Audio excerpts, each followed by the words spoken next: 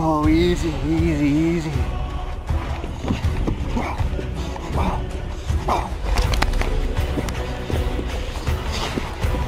Are we done? We're done.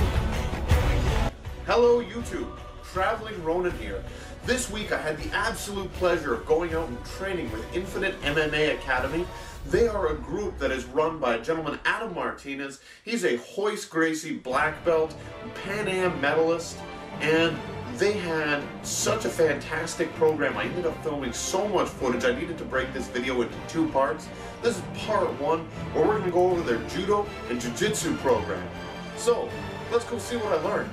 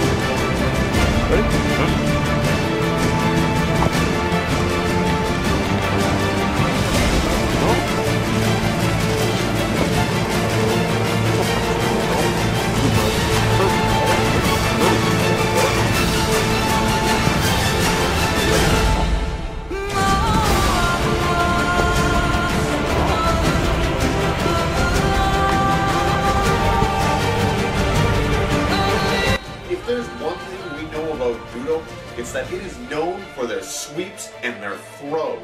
There's probably no one better to look at to see those throws executed in an environment under stress than current UFC champion Ronda Rousey. Let's go see how she uses her judo background in the ring.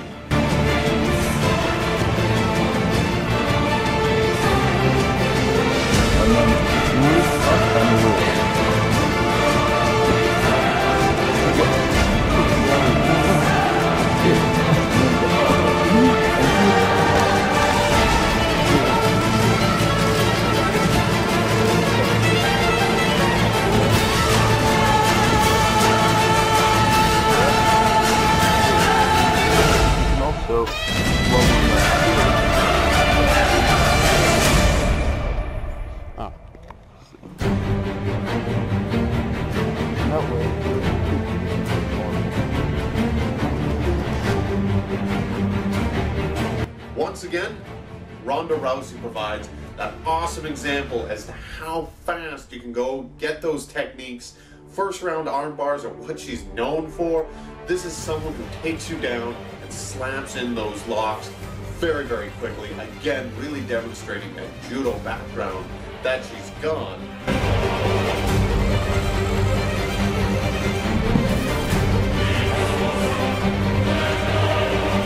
One of the things that Sensei Troy was showing me was, especially with his new beginners, they're working on this concept of an active yuki for going through the throws. Too often what he's seen is people have broken this down into 2 areas.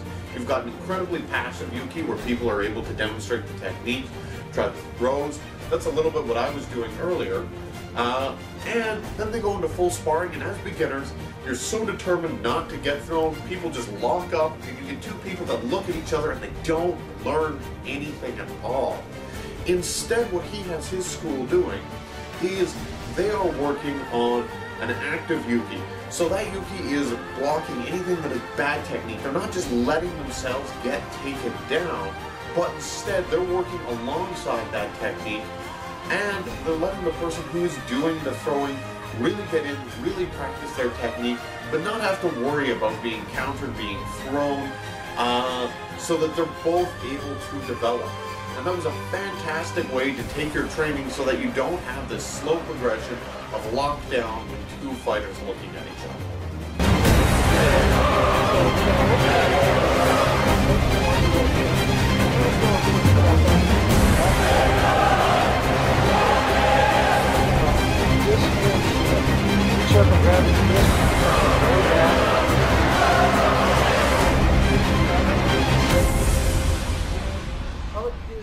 Yes, very nice, and then slowly take it up. Very nice.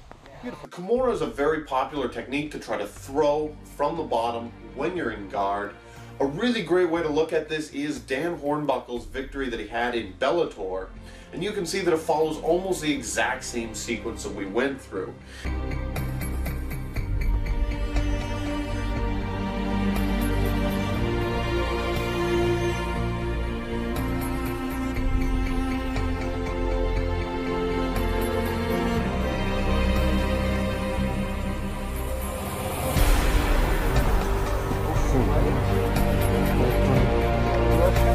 Very nice. This will be behind you now.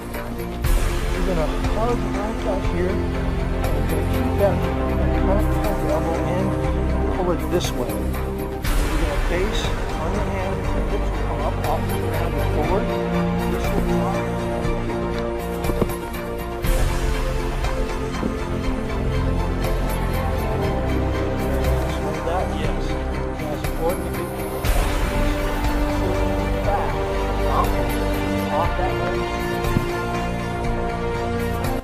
Validating your martial art is always important. I preach about this a lot in the videos that I make, is going out and looking for real world examples.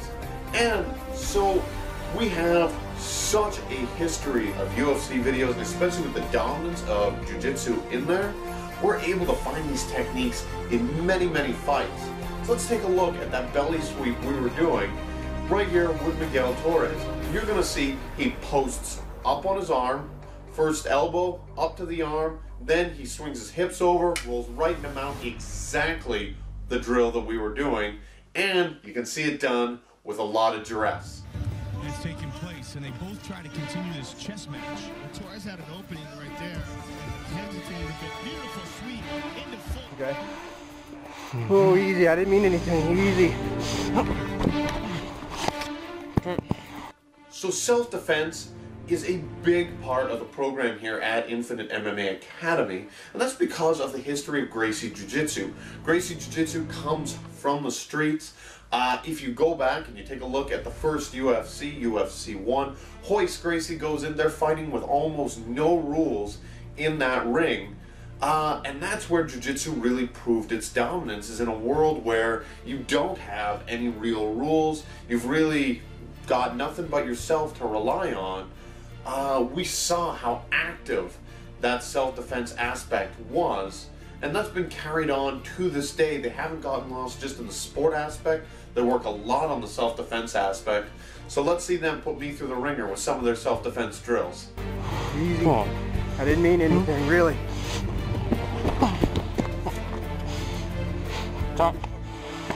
So, a big thank you to Infinite MMA Academy for hosting me. This was part 1 of part 2. Next video, I'm going to go over their no-gi program as well as their Muay Thai program. They are great guys, so I'm really looking forward to putting that together.